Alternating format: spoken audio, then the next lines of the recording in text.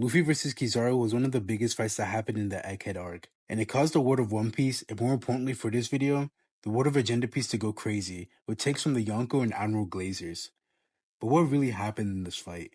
Well, let's find out. What's going on, guys? Welcome back to the channel, and today we're going to talk about the fight between the sun god with condom-like properties Luffy and the weed-addicted light-manipulating Admiral Kizaru at Egghead Island, and debunking some of the narratives of the fight.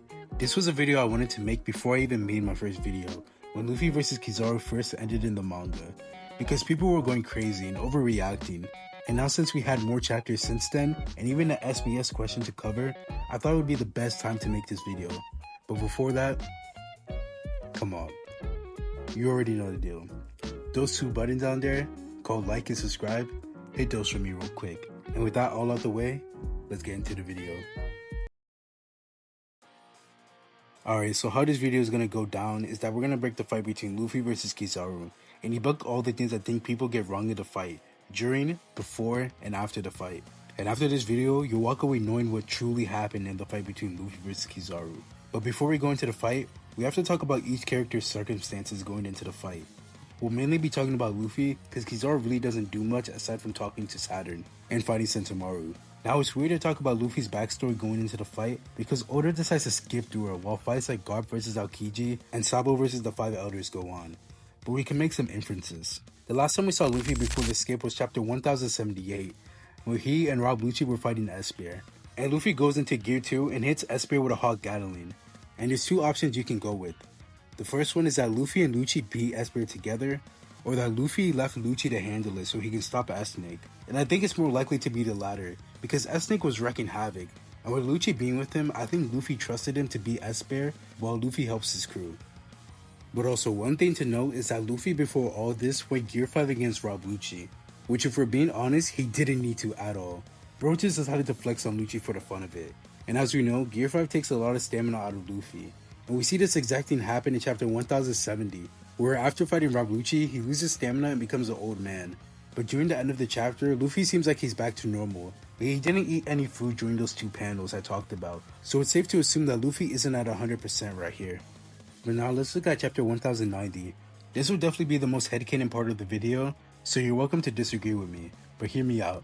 In this chapter, Luffy and the crew gears up to fight the world government. Luffy has a bandage over his forehead, which shows us that Luffy isn't 100%. But later on in the chapter, he eats food, but still has a bandage on, but it's now on his right cheek. But then during the end of the chapter, Luffy has no bandages, so now you can go into two camps. The first one is that Luffy isn't 100%, or the second camp, which is Luffy was 100%. Me personally, I don't think Luffy was 100%, but around 70%. But let's talk quickly about Kizaru's situation before fighting Luffy, because like I said before, he doesn't really do much, at least compared to Luffy. First, let's talk about Kizaru's interaction with Saint Saturn in chapter 1090, before he goes to fight Sentomaru. Kizaru is a man who sees himself as a cog in the machine, a robot whose only mission is to complete the jobs people above him ask for.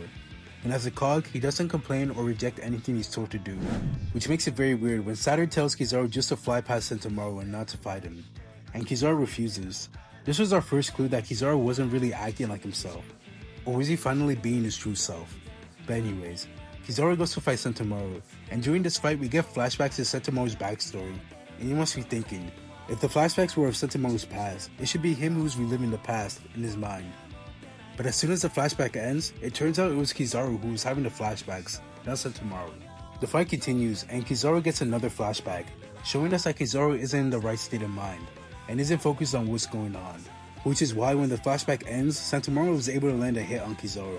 And I'm not saying that Sentomaru is weak by any means, but Kizaru should easily be able to avoid that attack, especially since he dodges stronger attacks by Snake Man Luffy, again showing us that Kizaru is mentally nerfed.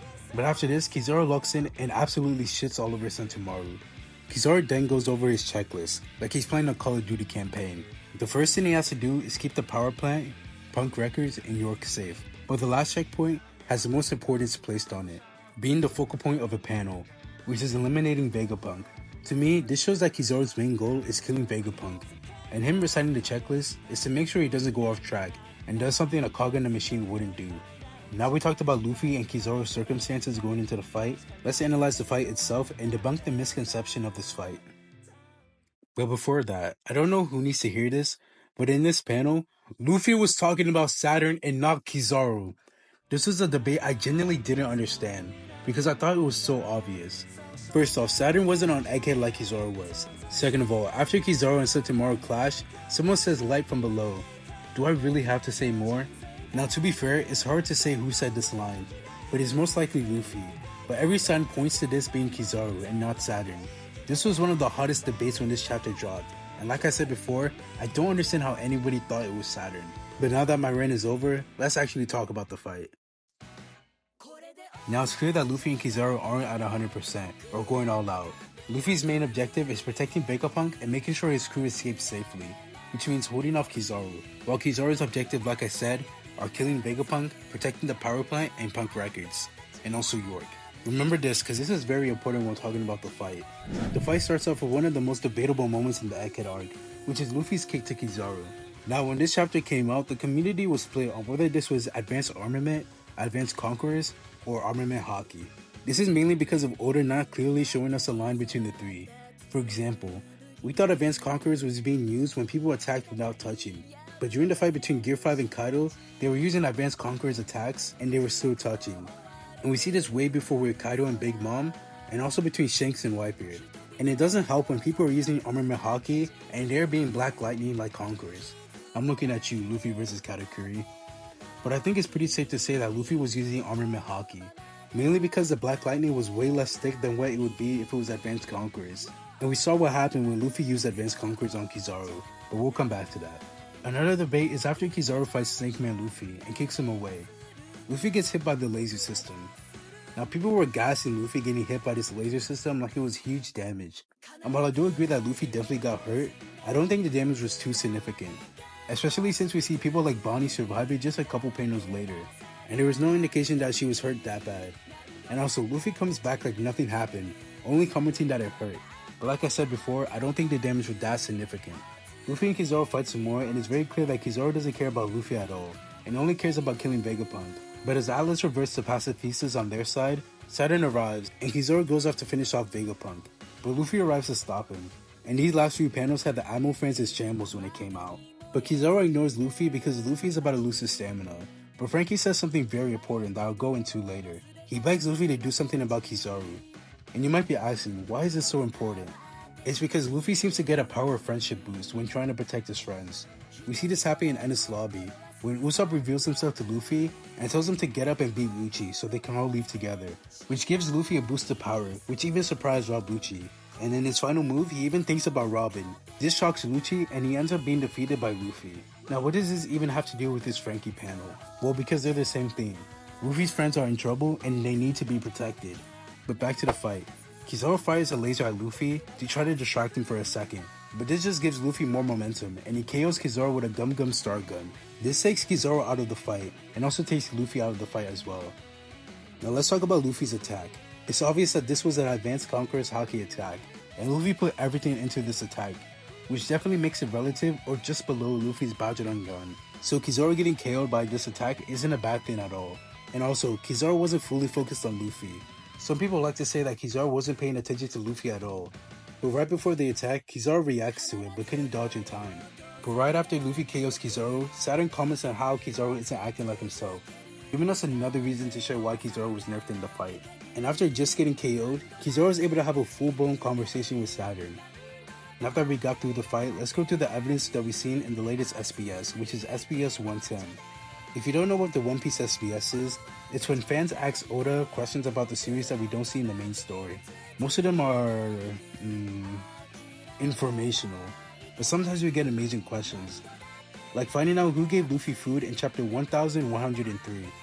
And Oda said in chapter 1103, Luffy started to wolf down food. When Luffy said food, who was it that responded? Was it Sanji or Frankie? Who was present near him? Kizaru and Satomaru were also there.